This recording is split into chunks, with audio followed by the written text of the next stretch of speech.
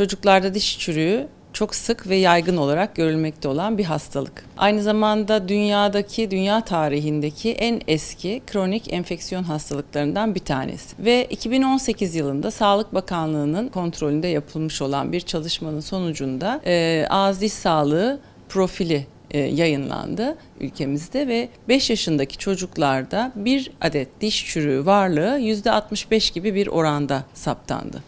Ortalamaya bakıldığında da çocuklar arasında 3,5 gibi bir sayı hesaplandı. Yani bir çocuğun ağzında ortalama 3,5 adet çürük olduğu 5 yaş grubunda belirlendi.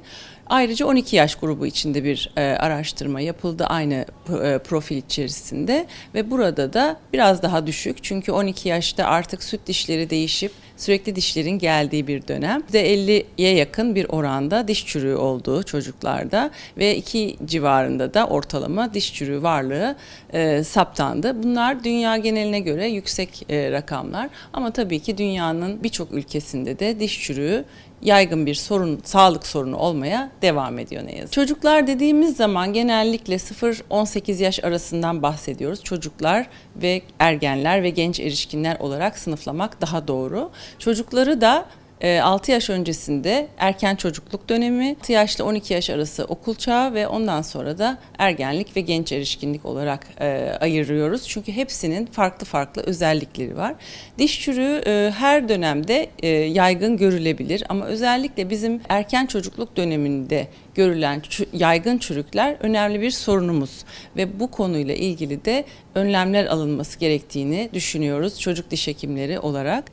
Diş çürüğüne neden olan bakteriler. Biz bunlara karyojenik bakteriler diyoruz. Diş çürüğünü oluşturan asitleri ağızdaki şekerleri fermente ederek, metabolize ederek yan ürün olarak ortaya çıkarabilen ve ortamın pH dengesini bozabilen bir takım bakteriler var. Özel bilgimiz dahilinde isimlerini de biliyoruz. Ve bunlar ağızda beslenme ile alınan şekerlerle birleştirildiğinde ve belli bir zaman içerisinde bir arada bulunduğunda çürükler meydana geliyor. Bu diş çürüğünün genel oluşum mekanizması. Küçük çocuklarda baktığımızda da özellikle gece beslenmesi, beslenme için olmayan ama sürdürülen bir takım emme alışkanlıkları, çok uzun süre anne sütü alınması, kontrolsüz bir şekilde her istediğinde verilmesi, biberon veriliyorsa eğer biberonun içeriğindeki süte şeker katılması, bal eklenmesi, biberonla çocuğun gece yatağa yatırılması ve bu şekilde uykuya geçmesinin sağlanması gibi bir takım alışkanlıklar bu bakterilerin şekerlerle birlikte belli bir süre kalma etkisini kolaylaştırıyor. Tabii bu arada gece tükürük akışı azaldığı için metabolizmamız yavaşlıyor ve her bireyde uyku sırasında tükürük akışı azalıyor. Böyle olduğunda da bu iş daha kolay hale geliyor. Ağız içerisinde diş çürüğünü başlatan bakteriler olduğu gibi bu çürükleri ilerletebilen bakteri tipleri de var. Ve bir çürük, 2 çürük derken bir bakıyoruz bütün dişlere yayılan bir durum gelişmiş. Eğer bu dönemde yani 6 yaş öncesinde diş çürükleri tedavi edilmezse bu ağız içerisindeki bakterilerin sayısı azaltılamadığı için bu bir enfeksiyon hastalığı gibi ilerlediğinden yeni gelen dişler ki 6 yaş civarında birinci büyük azı dişlerimiz ve ön kesici dişlerimiz kalıcı dişler olarak ağız içerisine sürmekte yani gelmekte.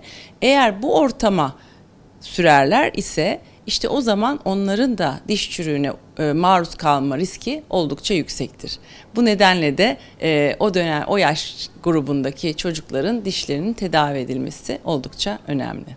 Aileler bir bebek doğduğunda nasıl bir pediatriste bir çocuk sağlığı uzmanına bebeğini götürüp her ay takibini yaptırıyorsa, kilo takibi, beslenme takibi, büyüme takibi, aşılar gibi bizlere de mümkün olduğu kadar erken gelmelerini istiyoruz.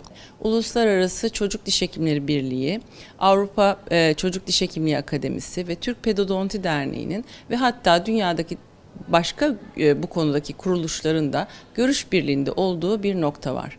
Dişlerin sürmesini takiben yaklaşık 2 yaşına kadar olan dönemde en az 1000 ppm floritli diş macunuyla ve çok az miktarda, yani sürüntü şeklinde ya da pirinç tanesi şeklinde kullanarak çok az miktarda floritli diş macunuyla anne veya baba tarafından veya bakım veren kişi tarafından dişlerin fırçalanması gerekiyor. Bu konu biraz atlanmakta. Sanki dişler tamamen çıktığında veya işte 3 yaşından sonra fırçalanması gerekir gibi bir görüş var. Bu da yanlış. 2 yaşından sonra 6 yaşına kadar yine 1000-1100 ppm floritli diş macunu ile bu sefer bezelye tanesi büyüklüğünde, ancak yine anne baba bakım veren kişi gözetiminde ve yardımında dişlerin fırçalanması gerekli. 6 yaşından sonra ise floritli diş macununun konsantrasyonunu biraz daha arttırıyoruz. 1450 ppm floritli diş macununu öneriyoruz. Florit içermeyen diş macunları mevcut günümüzde. Onlar da belli bir aşamada temizlik, ağız hijyeni sağlayabiliyorlar. Ama diş çürüklerini önleme konusunda floritsiz diş macunlarının veya düşük florit içeren diş macunlarının yeterli olmadığı, kronik enfeksiyon hastalığıyla savaşmakta yetersiz kaldığı bilinmekte. Bizler de zaten hastalarımızda bu duruma çok sık rastlıyoruz. Özellikle de kronik sistemik hastalığı olan, özel gereksinimi olan çocuklarımız var. Astım, bronşit hastalığı olan, alerjik durumu nedeniyle ağız solunumu yapan, dudak damak yarığıyla doğmuş olan, kistik fibrozis gibi, diyabet gibi bir takım sistemik hastalıklar nedeniyle diş çürükleri riski altında olan çocukların doğru beslenme alışkanlıkları ve doğru bakım alışkanlıklarını edinmiş olması gerekli. Bizler bu bilgilendirmeyi yapabilmek için çocuklarımızı ve ailelerini mümkün olduğu kadar erken görmek istiyoruz.